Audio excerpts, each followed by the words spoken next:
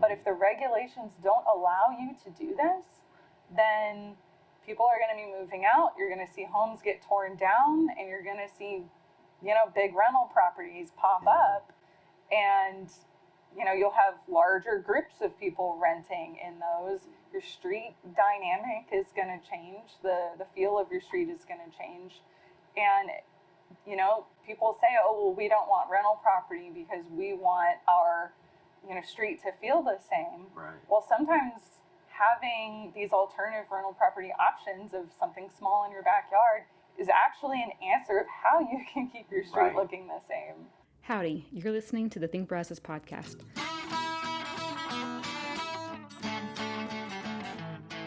We host conversations with locals, politicians, and policy experts to help families thrive in Brazos County, Texas.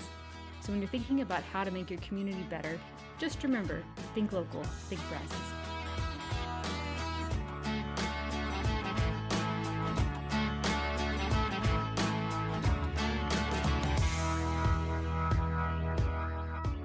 It is a pleasure to have you back on the Think Brazos podcast.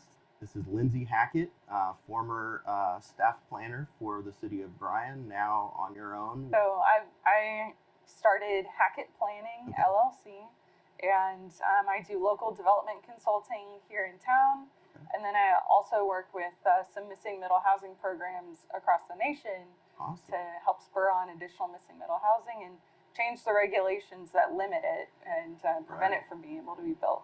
I mean, that just sparked my interest right there, where you're talking about regulations in other cities that you're working on. Can you think of one or two that have been kind of exciting that you're working towards?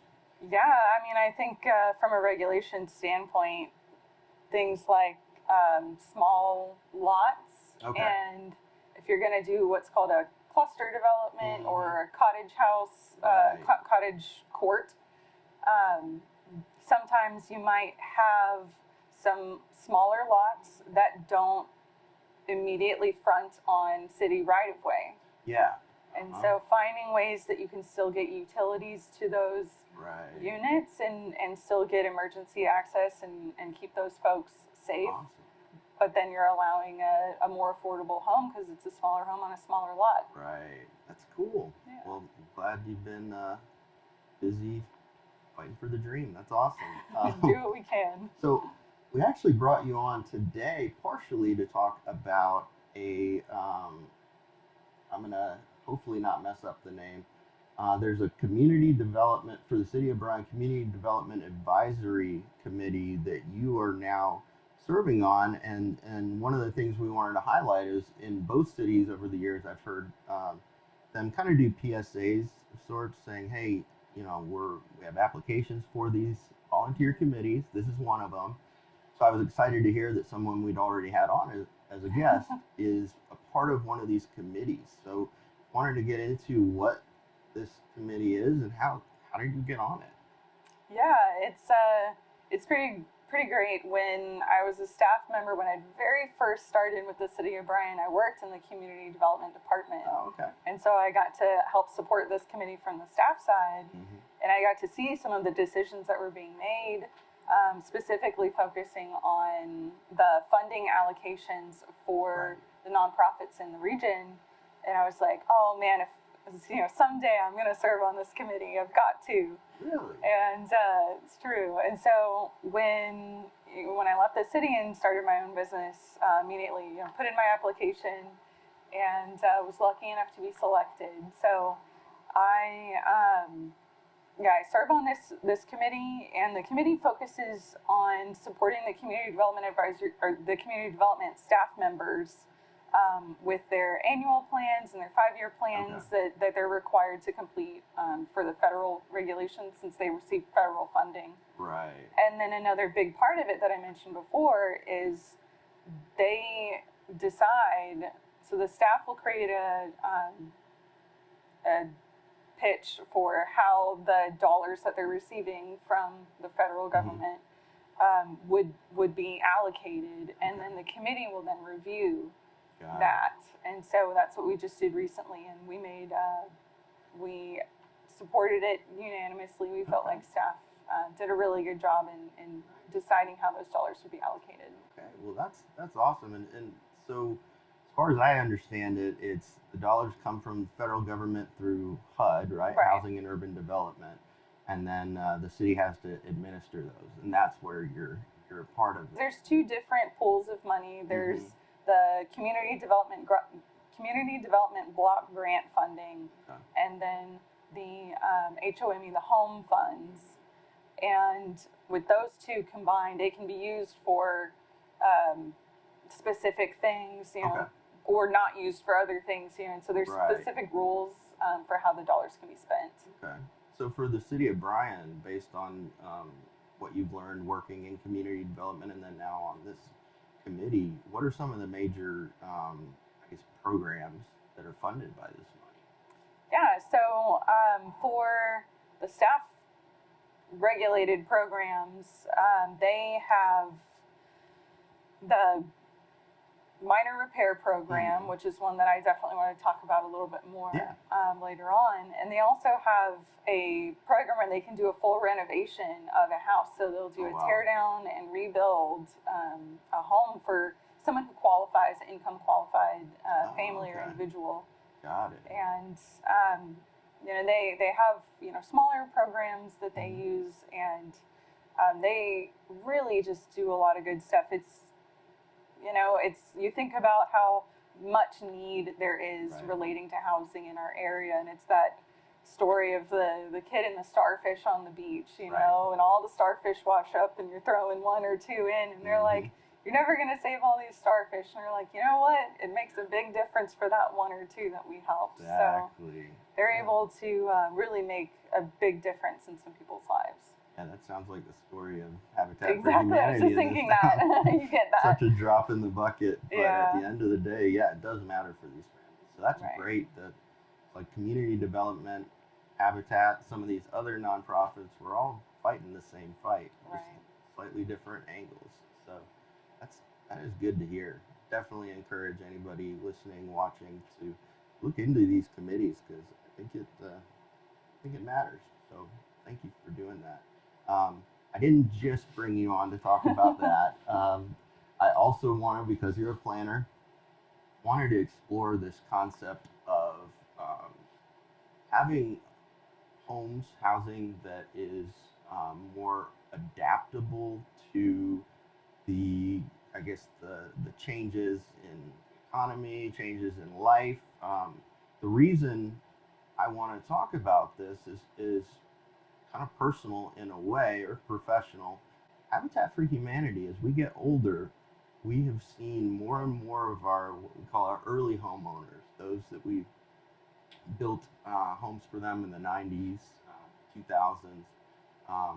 These homeowners are getting older. Kids have maybe left, might be a single parent, and they're left with this house that is ever increasing taxes, ever increasing maintenance, things like that. They want to keep living in their house, but at the end of the day, there isn't often a easily identifiable way to afford to do that, or to even be able to maintain, or what have you. And so there's this idea of having more flexible housing, whether in its design or in how you use it. And so I wanted to explore that with you today. Some people use the term house hacking to be able to do things like rent out a room or things like that, to the more difficult of subdividing your house and just living in one house. I was just curious if you'd seen it in working with other cities or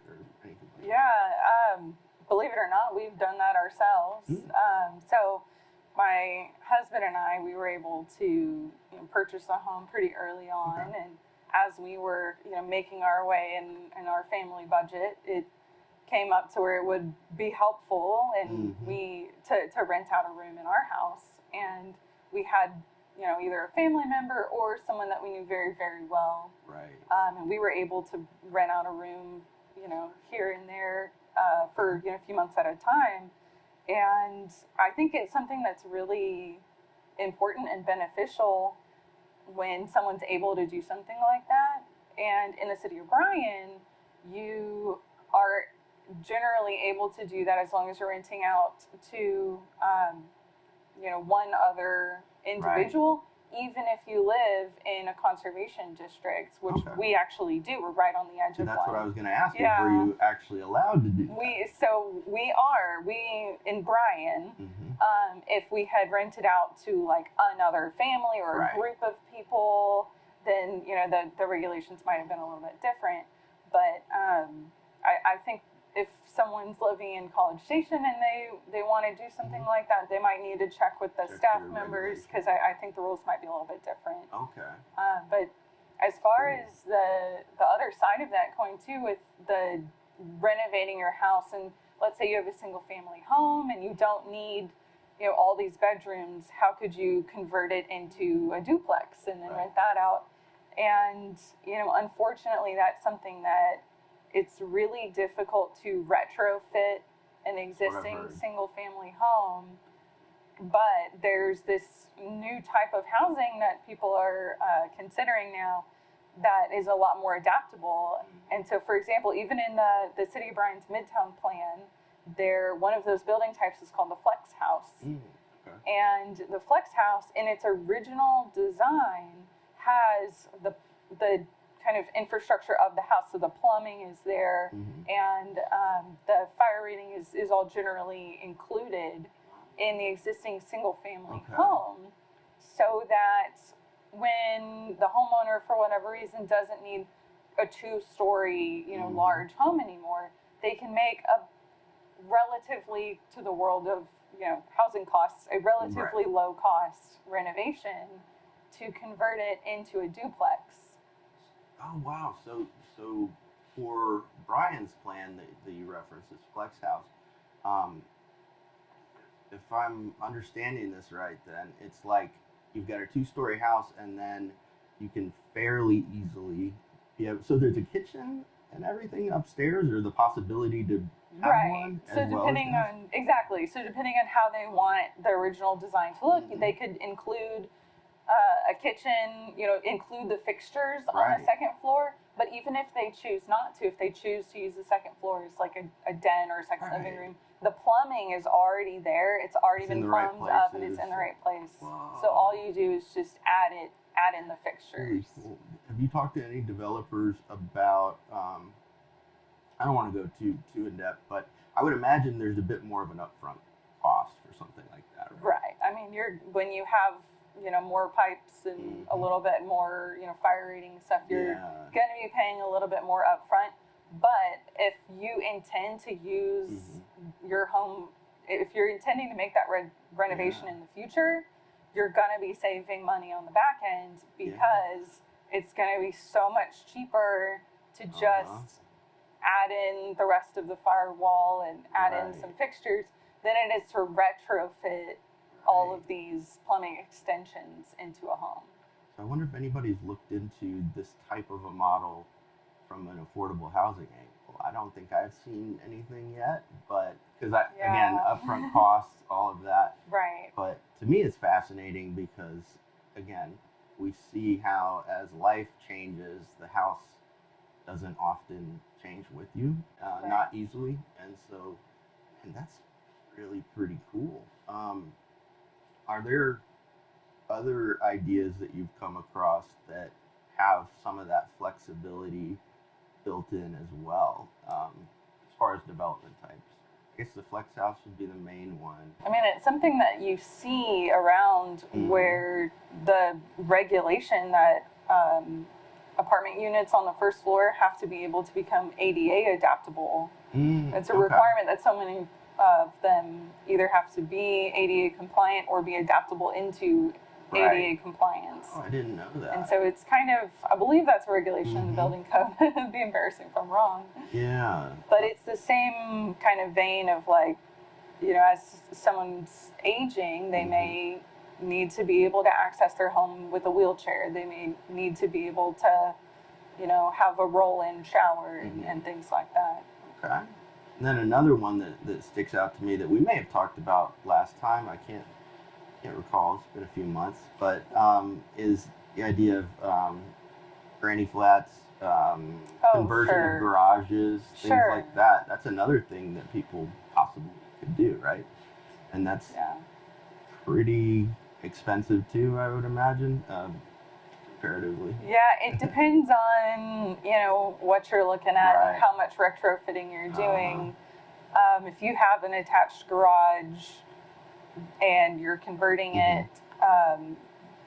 at least in the city of Bryan, it can be a little bit easier from a regulations standpoint to kind of get away with it per se. How so? As long as it's attached to the structure, then it's just a renovation to the main structure, which is different from if you were to build an accessory dwelling unit, which is the detached behind the main structure. Because so that would bring in more different regulations and potentially not be allowed to do it depending on where you're at. So sometimes the regulation for an accessory dwelling unit is that it's a conditional use, and one of the requirements is that it can only be resided in by folks that are family members or related to the folks in the main house. Yeah, so that would cut down on the cash accessing your house. So it's the actual granny flat. It's got to be your granny in there. It has to be your granny. So it's not as much, and that's something that, in my professional opinion, I don't think is helpful. I think it needs to be, sure, if granny wants to live there, great, but also you should be able, as a homeowner, to have the option to rent this out to, the local college student or the young professional who moved into town and wants to rent for a while before they find a place to buy. We need to be able to have these options, because what you've provided by including an accessory dwelling unit is from the street, the street still looks the same, but you've added in another unit. You've added in more density. And if multiple people on the street do that, then you're bringing up more density and the street still looks the same. But if the regulations don't allow you to do this, then people are going to be moving out. You're going to see homes get torn down, and you're going to see, big rental properties pop up. And, you'll have larger groups of people renting in those. Your street dynamic is going to change. The feel of your street is going to change. And, people say, we don't want rental property because we want our, street to feel the same. Well, sometimes having these alternative rental property options of something small in your backyard is actually an answer of how you can keep your street looking the same. Exactly. And what's funny is this is not rocket science. This is something that seems to have been the norm. 100 years ago. My wife and I actually looked at a house a few years back on the west side of Bryan. I think it was on Ennis Street, and it was like a 3-bedroom house, and then there was a garage, and above that was another unit, and it was built in like the 30s or something like that. And I started looking around that street and other areas of Bryan especially, and realizing those are everywhere. Like, I mean, not everywhere, but there are a lot of examples, very common. Especially as you get to the more, I guess, expensive neighborhoods or closer to downtown. And that's a really good point. That's actually a way that you can keep your neighborhood same. And it's, if you think about it, if you look at historic districts in any town, you start looking around and you look more closely and you'll see duplexes, you'll see accessory dwelling units. And sometimes you'll even see, the one entrance, and when you walk in, there might be 4, 5, 6, 8 units in there, but it just looks like a big old house. And these are some of the, high cost, most sought after places to live in these historic districts. And you're like, so is it really so bad if it worked then and kept this community vitality going, and it's still there 100 years later? Is it really so bad? A good point. Was there any other issues or things that we missed that we could talk about now? So when we were talking earlier about home repairs and some of the things that the city of Bryan offers. So the community development department offers a minor repair program. Oh, great. And some of the money that we were talking about earlier goes to fund that. Yeah, and so I definitely want to talk about that a little bit. Yeah. The program that they offer, it's up to $5,000 for a repair. So that can get you a pretty important repair taken care of. Right. But there's so much need, like we said before, and so the city of Bryan, their applications, they're so backlogged that they're full for this fiscal year. Okay. And so that's through the fall, right? Right, and so in October, their applications will open back up. Okay. But I was speaking with staff, you know, earlier, and they said, you know, hey, if someone's got this emergency where like their AC goes out in the middle of the Texas summer, they put that as a priority, and so someone can still get help. Okay. But even with, you know, other repairs like roof repairs and things, I know we're going to have a rainy summer this year. So there's other volunteer programs and non-city programs that are helping people. Yeah. There's a program called Rebuild Together. Steve Gobby, he is really, I got to be there near the beginning when he started that, and I know that he does really helpful things. And then the ElderAid program, they focus on helping some of our older residents when they have some roof repairs that they need. And another one that's helpful for, as it starts getting hot, is that the Council of Governments does a weatherization program. And so they'll come through I didn't know that. weatherize, weather strip, weather seal your house. Yeah, okay. And so these are definitely some things that folks can use for the summer to wait until the city's program opens up. Yeah, that is a really good point. We hope to have you back on the Think Brazos podcast. Thank you very much for talking to us. I appreciate it. It's been great.